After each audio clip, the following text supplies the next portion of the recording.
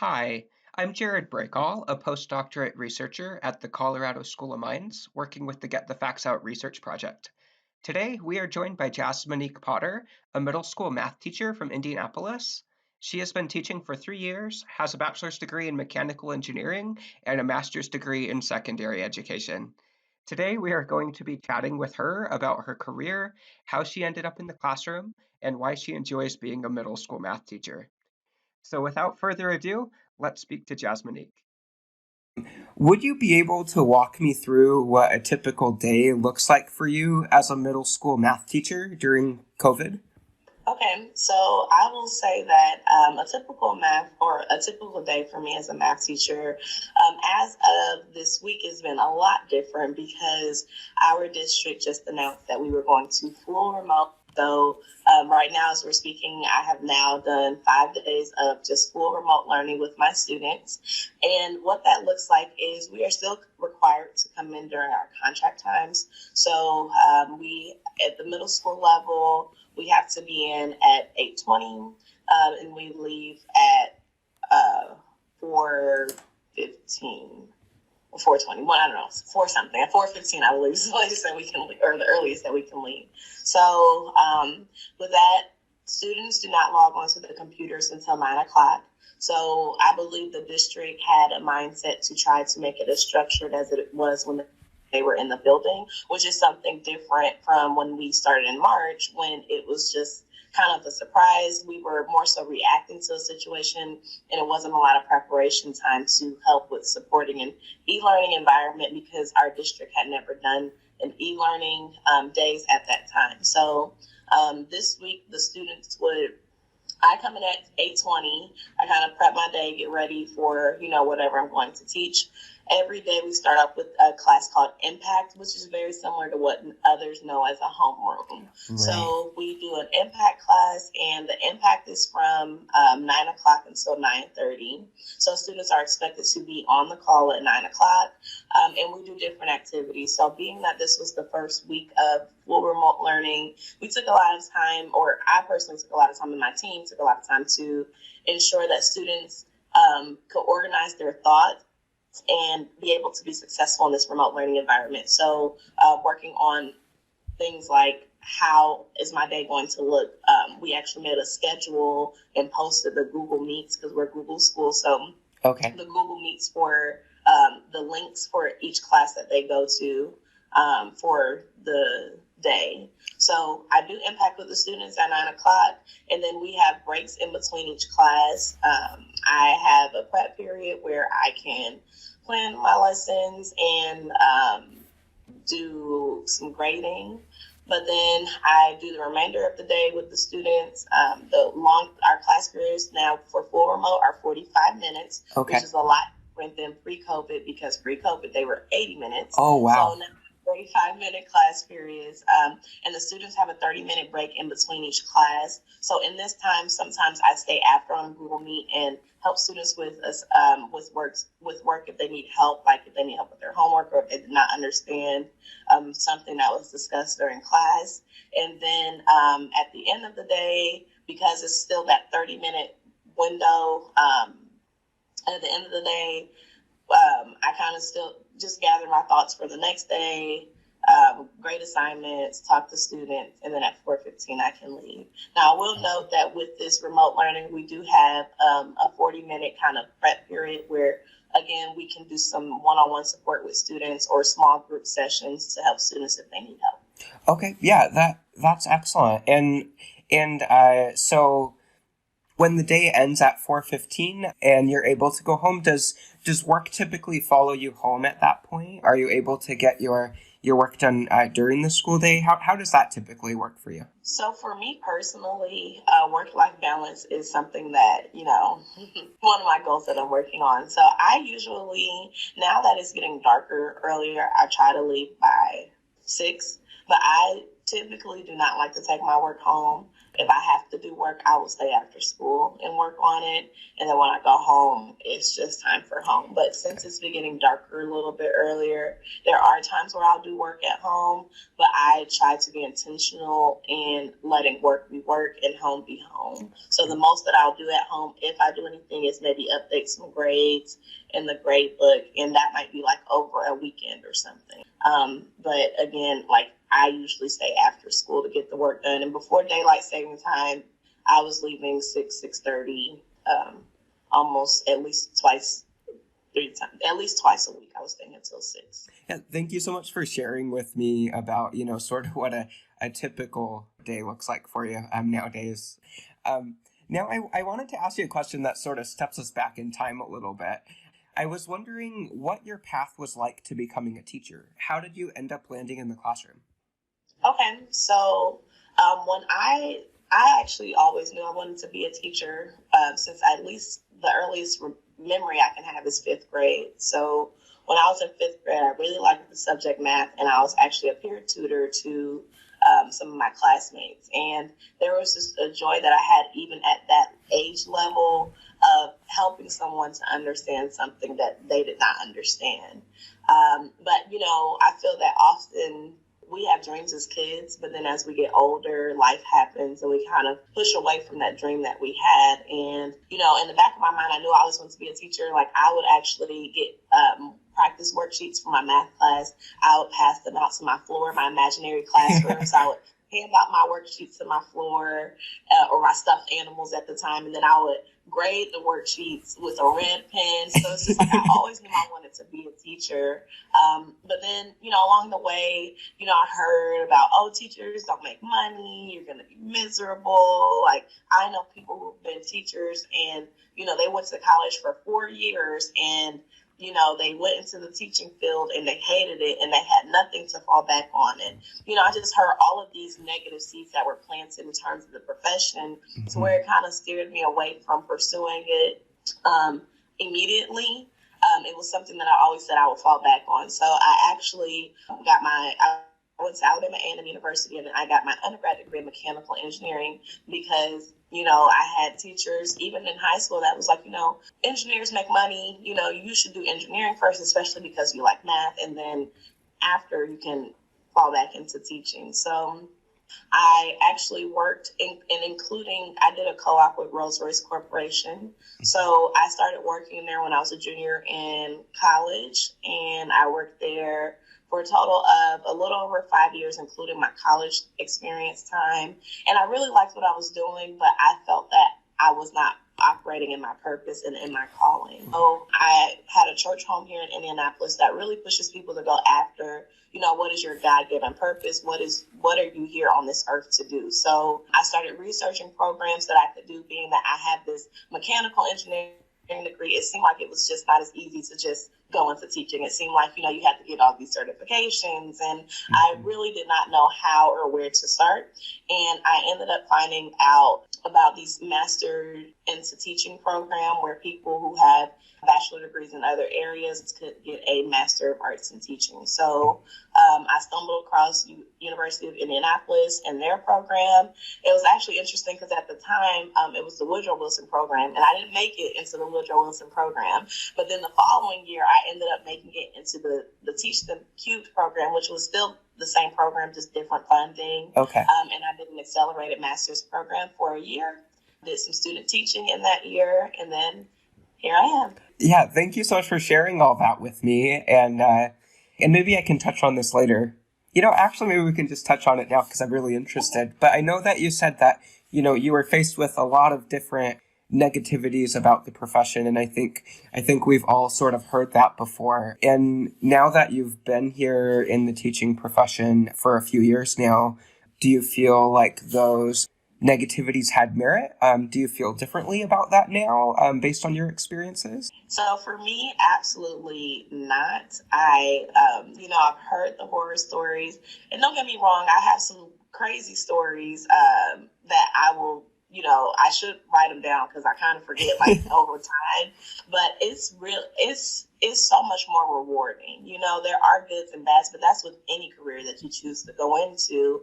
But for me, like I said, it's a purpose thing. And it's like when you're connected to your purpose, it makes everything worth it. So for me, the reward is so much more worth it.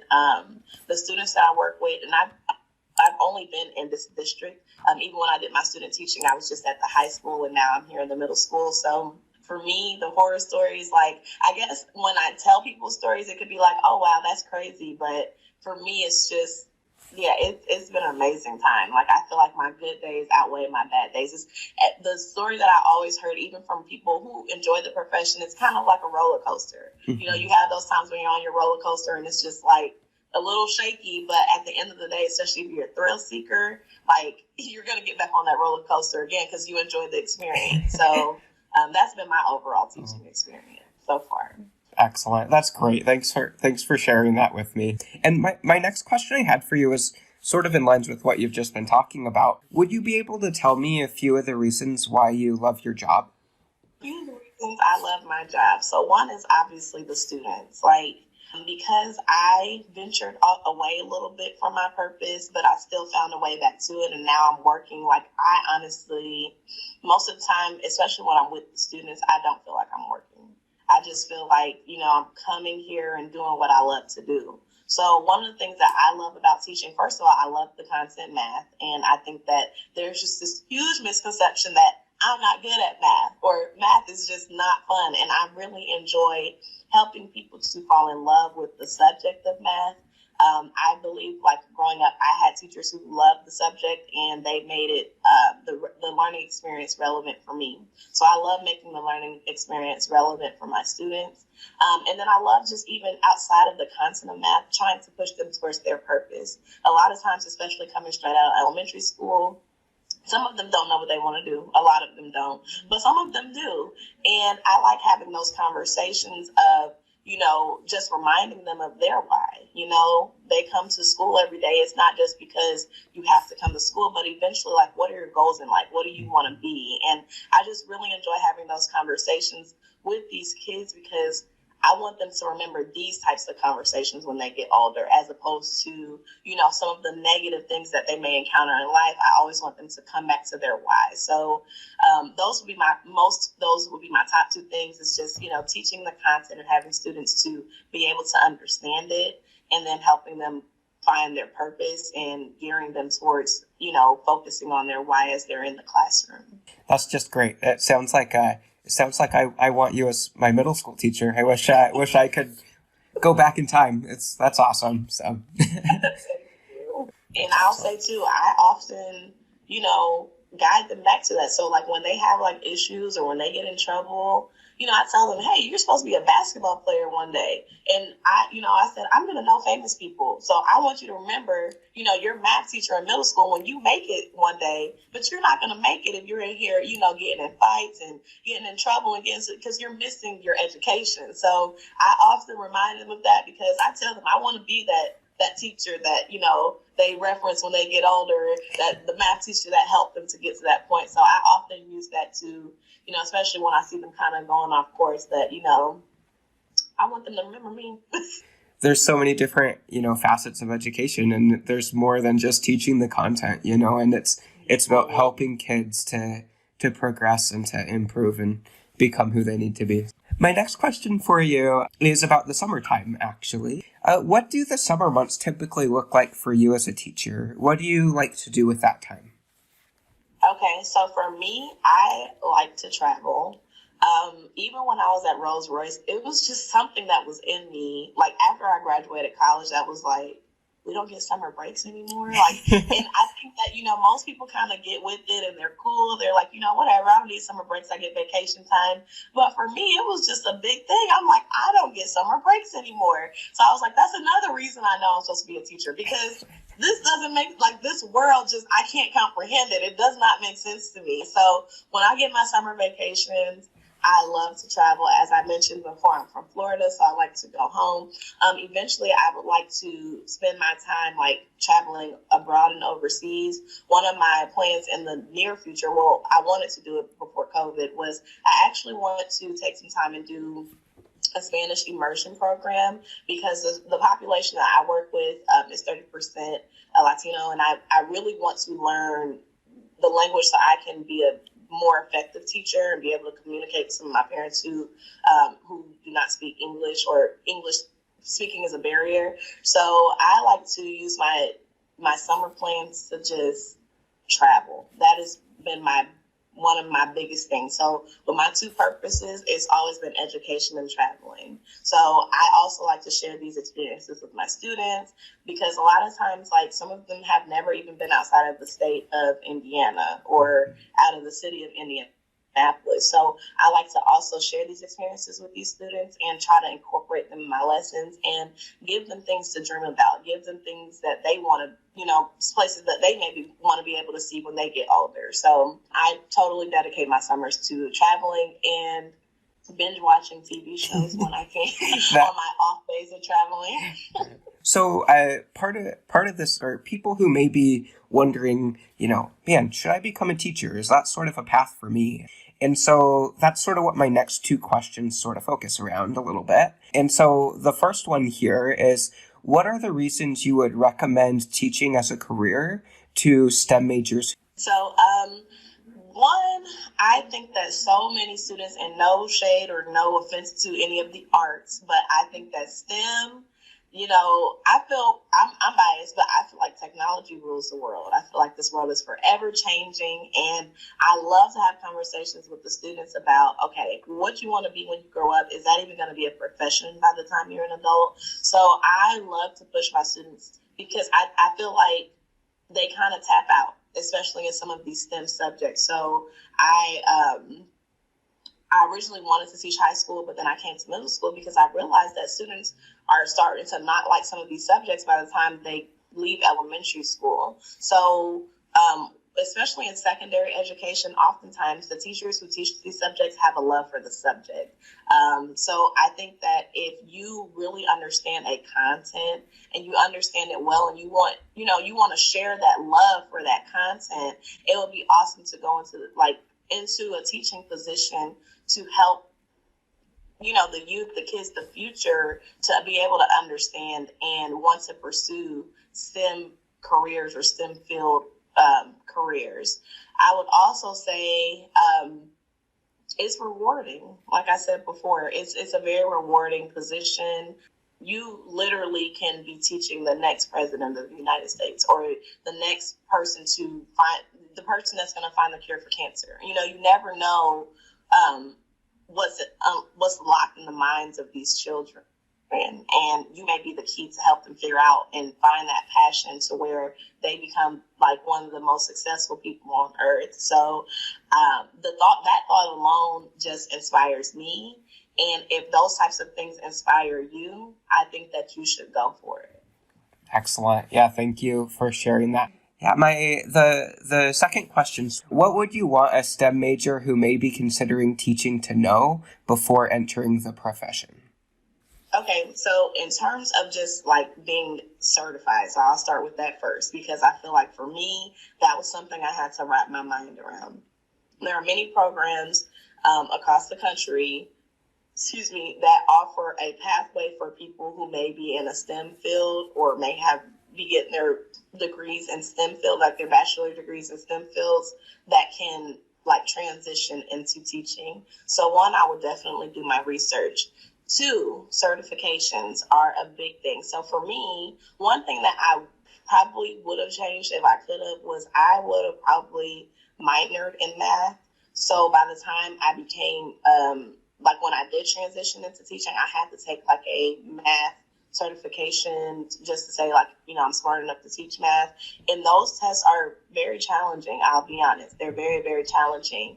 And there were times where, because I did not pass on my first time. And there were times where I oftentimes thought okay, maybe I'm not good enough, but a test does not qualify me. So, I'm glad that I was able to have that experience, because I can now share that with my students as well, that, you may not always succeed on the first time. But if I would have, if I could have gone back in time, I probably would have tried to get a minor in math so that could hold some weight in terms of me having enough math credits to just be able to be certified to teach it. And then in terms of like experience is, I think that experience is key. So with researching your programs, in these program that I did, I actually student taught for almost a full year. So it was a very, very intense program. So typically, if you're you usually student teach for like a semester, which is always good to have experience. But the program that I did, I actually student taught for the whole year. Like the very first day of school, I was there. I was there literally almost up until finals. So I think that experience is the best tool that you can have. And even if you're uncertain, try substituting for a little bit. That was something that I would have done eventually if I hadn't found this program, but I would have tried to substitute. Even when I was at Rolls-Royce, I did a lot of extracurricular activities with the youth. So I kind of tried to get some experience in dealing with students and like interactions with students to see, if it was something that I would actually be interested in doing. So my first bit of advice would be, one, do your research, and two, get some experience. Excellent. Yeah, thank you for sharing that. I love asking people this question because everyone shares different things about it. And I think what you shared about certification and all of that is so valuable. Could you describe how comfortable you are living on your salary at this time? I feel that I am very comfortable living on my salary. I will say it's a lot different from my previous career, but for me, I feel that I'm comfortable. I haven't really noticed any lack or anything.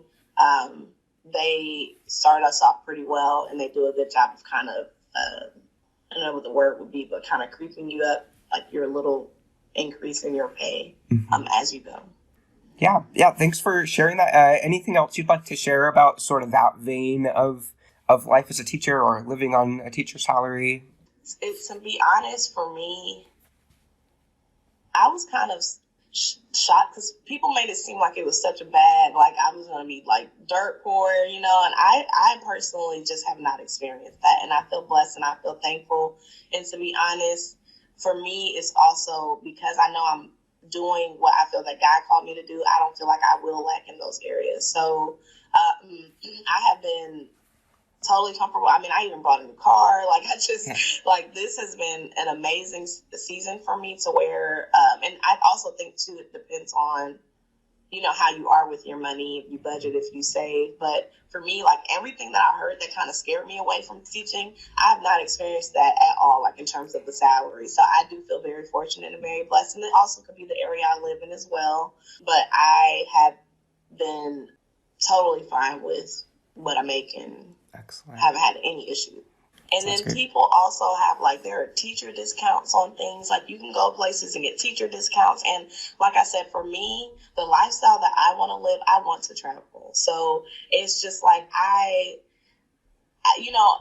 felt like this would stop me from doing those things, but it totally hasn't. Like I feel like I have been more intentional to see, okay, this is what I make. This is how much I need to save. And I find ways to get deals and budgets. They have so many different discounts and opportunities for the teaching profession, and even like student loan forgiveness in this profession. So I just feel like there are also opportunities where you can find ways to kind of, or get some cutbacks on some of the purchases or some of the things that you would actually have to invest your money into. Right. Yeah. One more quick thing, because you mentioned it, student loan forgiveness. Were you able to take advantage of that yourself? I will. Okay. You should be teaching for 5 years consecutively, so I just have not reached that time. And then you only get a portion of the loans forgiven, but I do plan to apply for that once I meet the criteria. Thanks so much for sharing that. Last question of the day was about teacher autonomy. Okay. And so how would you describe your level of autonomy, or in other words, your level of ability to make choices in what content you get to teach in your classroom? So in my district, I teach 7th and 8th, or at my school I teach 7th and 8th grade. We loop with our students. So I get a batch of 7th graders I shouldn't say batch, but I get a group of 7th graders, and then I'm their 7th grade math teacher, and I'm their 8th grade math teacher, which is awesome because they can't say, oh, I didn't learn that last year, because yes, you did. I was your teacher. And it's just really great to get to know the students. But so in terms of my curriculum, across the board, 7th grade, we teach a certain thing. 8th grade, we teach a certain thing. And we don't really deviate from it, but we do have the autonomy to make the lessons our own. And I think that comes with, I think that's a preference thing. Some people would really appreciate that. Some people wouldn't. Especially being a newer teacher, I know starting off for me, it was a little bit more challenging because I felt that I was constantly planning new things. Even though the teachers at my school are great, they will give you all the resources that you want or need, and you can, take it and make it your own. But we plan our lessons ourselves. I do have a team teacher that's next door to me, and we try to take advantage of planning together so that we're at least teaching the same thing. But in terms of in the classroom, I would say, because I only have my student teaching experience and my experience here. So my student teaching experience, it was similar to the same way, except people were assigned lessons at the high school, and you would teach you would come up with the material for that lesson, and then teachers had the freedom to use, so say for instance there are 10 teachers on a team. One person would do lesson 1, one person would do lesson 2, 3, 4, and so on, and then everybody has access to it, so then you can use that. Here it's not like that. It's just, this is what we're teaching in this order, and feel free to teach it however you want to teach it. We're not big on it has to be this way. Like for instance with ratios, you can teach ratios differently, but it's not like, oh, you have to do it this way. So we definitely have that freedom to use our own creativity in the classroom. We can go on a field trip if we want to go on a field trip. We can take them outside if we want to take them outside. I can even teach with the teacher next door and combine our classes if we wanted to. So I definitely feel like I have a lot more freedom to just pour in all of my creativity into my lessons, but at the same time I have a lot of resources from veteran teachers to pull from them and see what they've been teaching from past years' experience. That is the end of our conversation with Jas'Minique Potter. Thank you so much for listening, and have a great day.